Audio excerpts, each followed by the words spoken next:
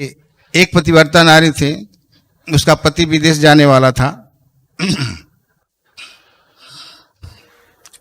तो पतिव्रता नारी जो है अपने पति के चरण रज को लेती है और रोज उनके चरणों को पखानती थी, चरण रज को लेती थी, चरण रज का पान करती थी। तो पति ने कहा कि मैं तो विदेश जा रहा हूं, मैं साल भर के बाद आऊंगा, तब तक तुम ठीक है कि आप जा रहे हैं तो आपके बिना तो मैं नहीं रह सकती, क्या कि मेरी मूर्ति बना करके मिट्टी की इसकी सेवा करना। तो उन्होंने व्यवस्था कर दिया, इस सेवा करने लगे। इसके बाद साल भर के बाद जब लौटा पति, ये पति बोलते वो पतिव्रता नारी सेवा कर रही थी, तो पूछती है, वो घर में अकेली थी, किवाड़ को बंद करके वो उनकी सेवा पूजन करती थी, जो भी है।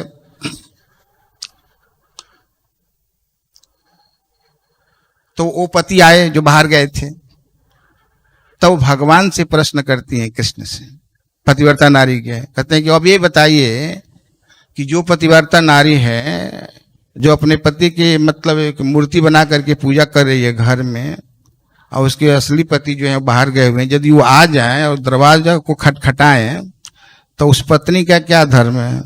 दरवाजा को खोलना चाहिए कि नहीं खोलना चाहिए, कि इसी मिट्टी की मूर्ति की सेवा करनी चाहिए?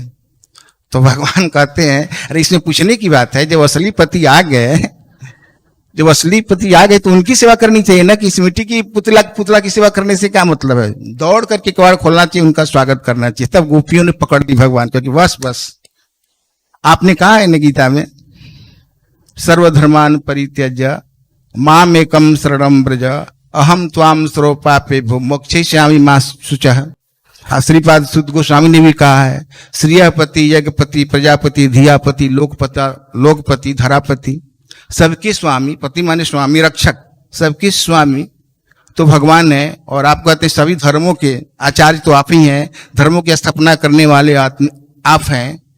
और जब असली पति आ गए तो इन नकली पति की सेवा करने से क्या फायदा है? तो ये तो नकली पति है ना, जितने भी हमारे यहाँ पति हैं ये तो सब मरने वाले हैं, ये तो हाड़ मांस के पुतले हैं, सब जलने वाले हैं, मरने वाले हैं। आप तो कभी मरते नहीं, आप तो असली पति हैं। और आप कहते हैं कि मेरे शरण में आ जाओ तो कोई पाप नहीं लगेगा। तो हम लोग तो सब कुछ छोड़ करके आपके शरण में आए हैं, तो अब हम लोग को किसके पास विदा कर रहे हैं? बोलिए। अब ईश्वर भगवान की बोलती बंद हो गई, तो फिर भगवान वहां हार जाते हैं। तो फिर भगवान कहते हैं क्या कि मैंने ऐसे ही तुम लोग की परीक्षा लेने के लिए, प्रेम की परीक्षा लेने के लिए ऐसी बातें कही, देखना चाह रहा था कि तुम लोग का मेरे प्रति प्रेम कैसा है। तो वास्तव में एक बात याद रखें, यहाँ ध्यान देने की बात, शरीर का पति कोई भी हो सकता है, लेकिन आत्मा के पति कौन है? बोलिए। आत्मा के पति भगवान है। पति माने रक्षक, हम शक्ति है, पराशक्ति है, आत्मा पराशक्ति है, इसके पति भगवान है। श्रिय पति, लक्ष्मी के पति भगवान है, यज्ञ के पति भगवान है, पृथ्वी के पति भगवान है, सबकी रक्षक स्वामी भगवान है।